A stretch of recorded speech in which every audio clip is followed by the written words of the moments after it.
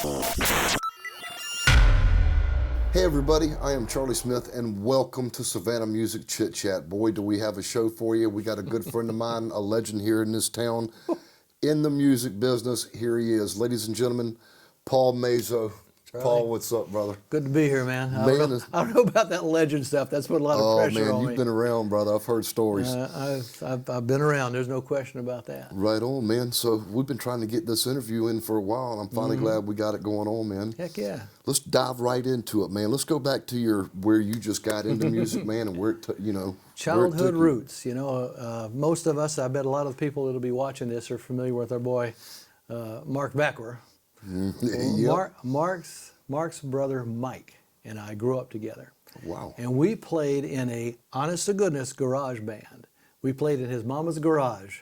I think he played guitar. I'm pretty sure I was playing guitar back then.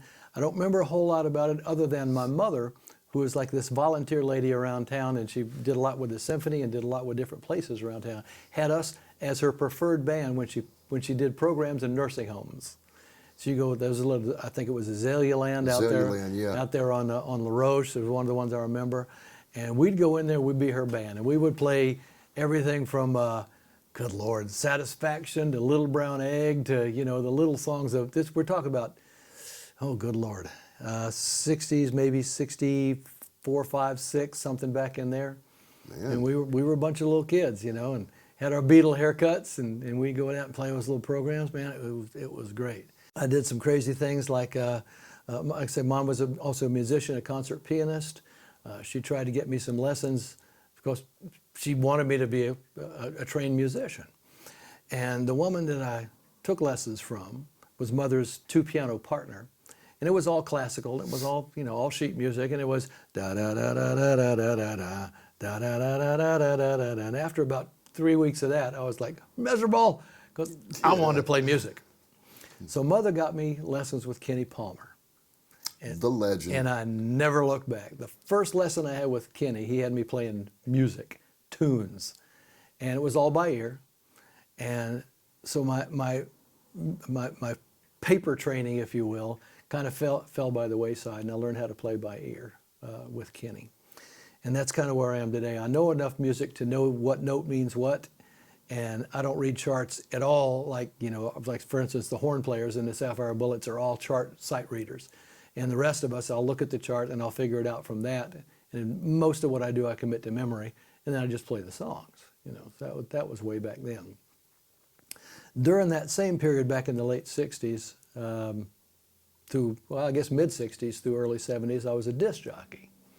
I worked at WBYG radio first, down on Bryan and Drayton, I think. Yeah. When I was so young, my dad had to take me to work Sunday morning at 6 o'clock.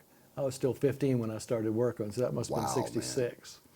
And I did that, and then after that, I did the same thing that a lot of us. John O'Neill was a disc jockey back there, and we had a bunch of us local guys, and Mike Fulgham, and from there, the stepping stone was to go to WSGA, because WSGA was the rock and roll radio station. Yes, it was. I remember it like it was yesterday, bro. And I started over there doing overnights, so I had the greatest time. I'd go to work from midnight to 6, and I'd walk in there with a stack of albums underneath my arm. And that worked out really, really well until our buddy Jerry Rogers came to town and took over the station. Another legend. that was late 60s, maybe 69. Jerry will correct me if he sees this, I'm sure. But I was working there when Jerry came to town. Of course, Jerry, who I swear doesn't sleep, I'd play one of the album cuts off my albums at 4 o'clock in the morning, and the hotline would ring, and it'd be Jerry. What are you doing playing that record? And if I did it at 2 o'clock in the morning, what are you doing? No matter what time I'd break format, Jerry would always call me and holler at me. I remember that very fondly, and I love Jerry dearly today. Man, that's awesome. It's awesome hearing about it too, man. And the radio career got me going and got me around music more so than even playing. I wasn't playing much. I played in a couple of almost bands. I played in the band, talk about Savannah legends. I played in the band with Pat Stevens was playing guitar, Billy Godfrey was playing guitar, I was playing guitar, and with those two above me, I had no business being in that band. And I don't remember a whole lot past that. Larry Cooperman rings a bell somewhere in the middle of all that too. We must have played together on something. And the first gig in Savannah that I really thought was a gig was Kenny Raskin and I were playing ukuleles, and we played a duo at the JEA, the Jewish Educational Alliance. And I remember sitting What's on that stage with Abercorn him right on there? Abercorn. Yeah, Yep. I used to play basketball. That, over yep, there. yep. Right on. And it was one of my first public gigs, if you will. You know, past the garage band when he and I played there. But my radio career took me down to Florida, and I ended up in Sarasota, Florida. And I was managing a radio station down there. Great place. Had a great time. Had a condo on the beach at Longboat Key. I mean, you know, I was 19, 20 years old. Thought I died and gone to heaven, man, doing a disc jockey thing. And I met a few guys, and we were playing in this band called the Jeremiah Band. From Jeremiah Was the Bullfrog, so that gives you the era of when that band was put together. And we ended up being the house band in a place called the 5 O'Clock Club in Sarasota. We played there for years. We were the place, you know, the place to go, and everybody came down there. I was living with my best friend, good buddy of mine, named Tim Graves. In fact, Tim is my son's name, named after this friend of mine. He got killed one night from a drunk driver who had a history of being a drunk driver and falling asleep at the wheel. The week after that, I gave my notice at the radio station, and the band and I went on the road. It's like, I got a chance to take this band on the road. See ya. And this was a five-piece band, a guitar, bass, drum, keys, and a singer.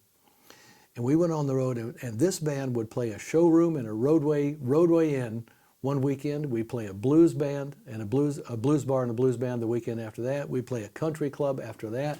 We could play anything, and we played it all. Man, that's awesome, dude. And we did that for a long time. I ended up with a booking agency somehow. Oh, I know how. We lost a drummer and picked up a drummer named Doug Gruby out of Sheboygan, Wisconsin, who I'm still in contact with today. Great guy, great drummer. We ended up with an agency out of Manitowoc, Wisconsin, and they booked us around the upper Midwest area, Wisconsin, Illinois, Minnesota, South Dakota, you know, out in that area, Iowa. And after, I don't know, maybe a year or so of traveling up there, we said, let's get a band house in Minneapolis. So we went to Minneapolis. We changed a couple more people around in the band. And by then it was down to four-piece, guitar, bass, drums, keys. And we played with this agency out of there.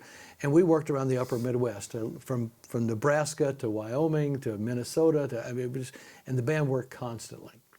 After, I don't know, a couple of years, I guess, working with this band, there was another band that this agency was managing called the Daisy Dillman Band. And they had just cut an album with United Artists, and they had signed a deal with RCA. And it was back in the country rock era. And they wanted to become more rock. So they recruited me from this other band working for the same agency. They put another keyboard player in there, put me into this band. And all of a sudden, I mentioned to you earlier, all of a sudden I've got a road crew, I've got a truck, I've got a Greyhound bus, and we are touring. I mean, coast to coast, colleges, doing a lot of opening act things. You know, living the life, man. And back then it was all it was cut out to be. We were having fun. Well, let me ask you this, man. Once you got to the point where you stopped your music a little bit, I mean, I know you're still playing now with Sapphire Bullets, which we'll get to talk about in a minute. But before this era right here, the band I was in, Toxic Oscar, I'll never forget, we won Bandemonium a couple of years. Yeah. And your sound company did all that. Tell me a little bit about that was kind of after this era, once I came back to Savannah. Because after I got done touring, we'll get into some of that later. I think it was 85. Real quick funny side story. I was living in Minneapolis, and it was winter of 84 maybe. And I walked outside my back door, and I think it was maybe February, well, maybe it was February of 85, it's irrelevant.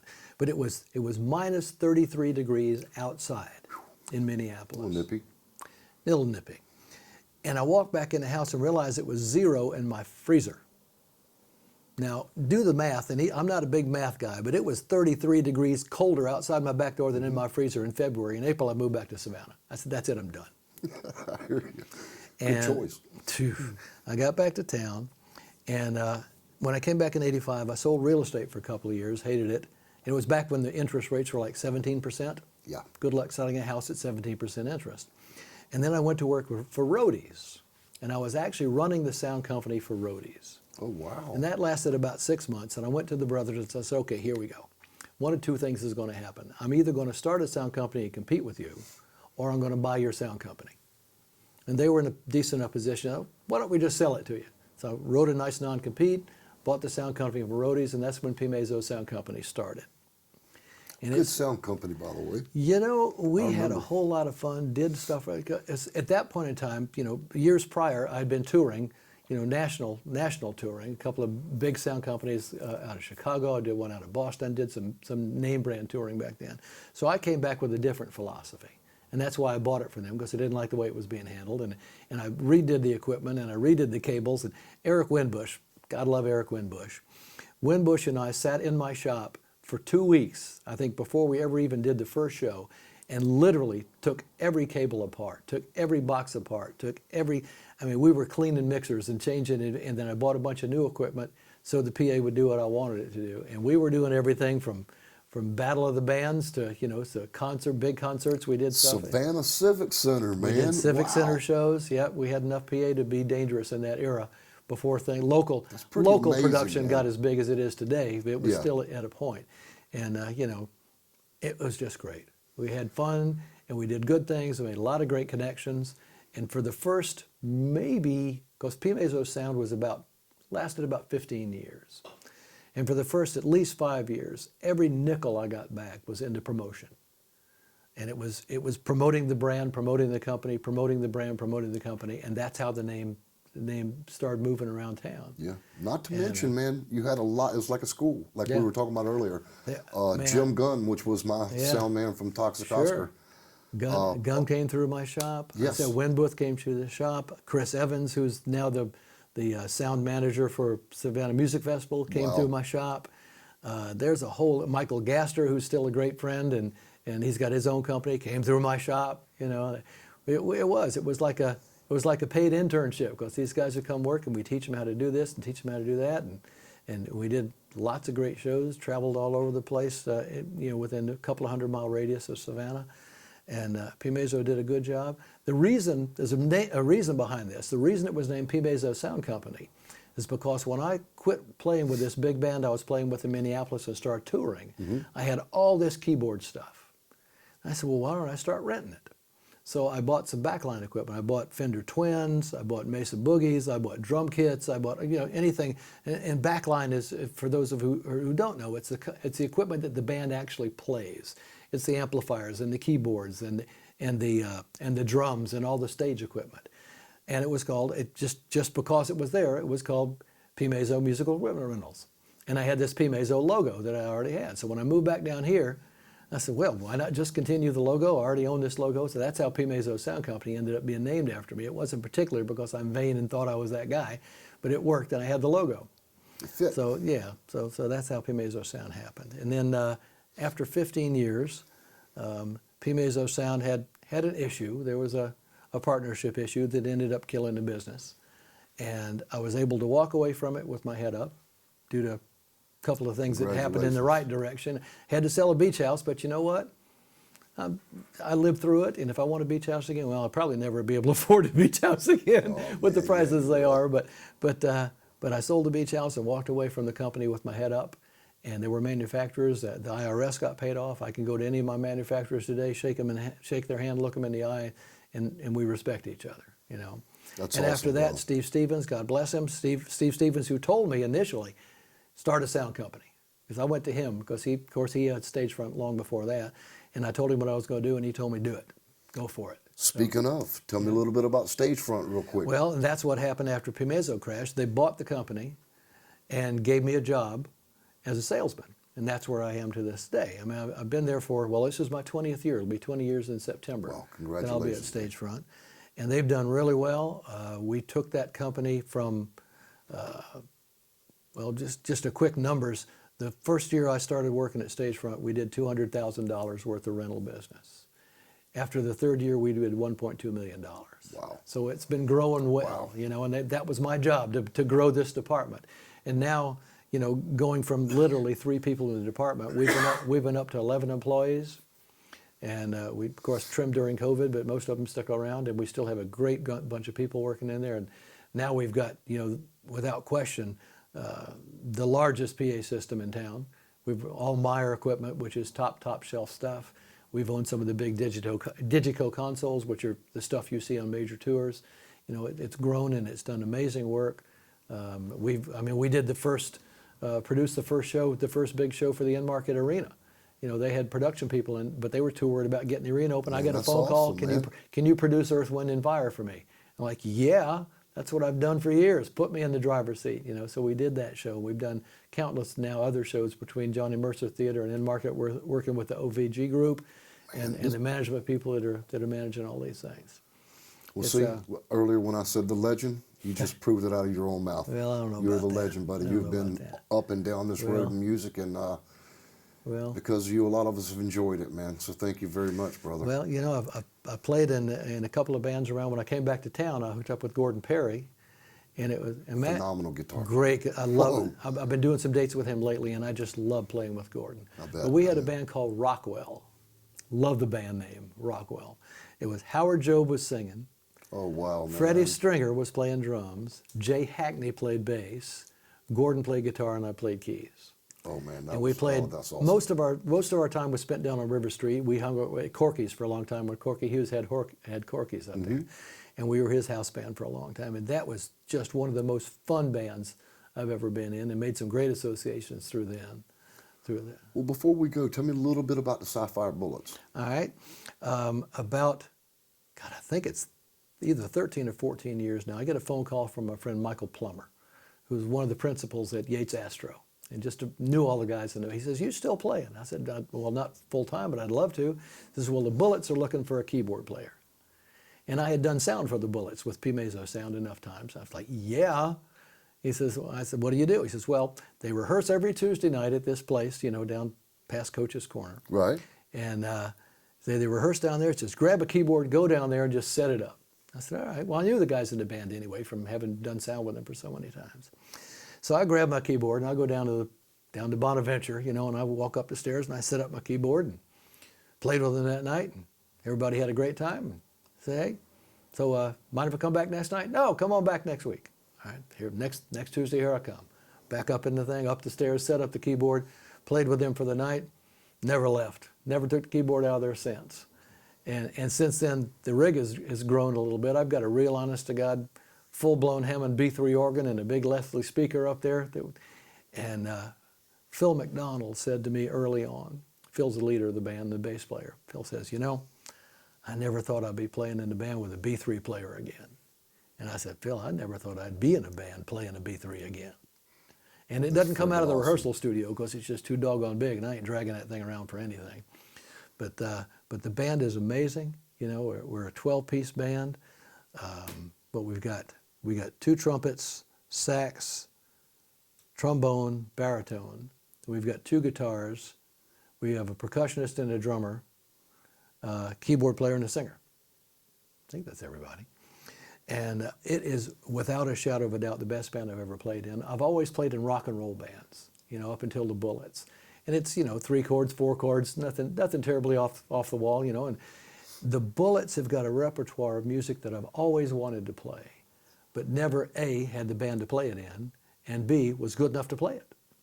And when you wake up one morning as a keyboard player and you're playing with the horn section, all of a sudden you're awesome, E right flat, A flat, B flat, you know, different keys, lots of those funny little black keys that you just didn't spend a whole lot of time with when you were a rock and roll keyboard player. So the first few years were interesting, to say the least. And I mean, to this day, I've got a chart on my phone for, you know, A flat, raised ninth, you know, flat fifth, 11th. It's like, what the heck is that? And I have to look at, well, this finger goes here, that one goes there. You know, once you commit to the muscle memory, well, here I am now. This is my 13th or 14th year with them, and I'm not scared of those keys anymore, and my hands just fall in the right places. And the comment was made years ago, "Well, you got a keyboard, why don't you just transpose on the keyboard?" It says, if you got to transpose on the keyboard, you're not playing the right instrument. And the big B3 organ doesn't transpose. Right. You know, right. so you learn what you need to do. And like I said, it is without a shadow of a doubt the best band and the most fun band I've ever played in all my years of playing. I mean, I respect these guys so much, and the fact that they put up with me. And you know, there's a few times when I really feel like the weakest link, because I'm still learning a lot of these chord progressions and a lot of these things. And Phil, bless his heart, beats me mercilessly about the head and shoulders, you know, when I do something wrong. And I'm okay with it because I don't take it as a beating. I take it as a lesson. That's right. That's You right. know, if I can't learn something new every time I sit down at a keyboard, you know, I'm not trying hard enough. Well, listen, Paul, I want to thank you so much for being on the show, number Man. one. Number two, on behalf of the musicians and all the entertainment companies around here, man, we thank you, man, because you've really been special. You've really been special with the things you've done, man. So, I just hope I touched enough people that they enjoyed the stuff I try to put out there. I love it. And you doing this for the community, you're touching people too, man. thank you, brother. You're Trying. touching people Just too. giving back to you and you're, guys, man. You know, So, it's anyway, it's a peace great out. place. Love. Great Thank to you be- for watching Savannah Music Chit Chat with my guest, Paul Mazo.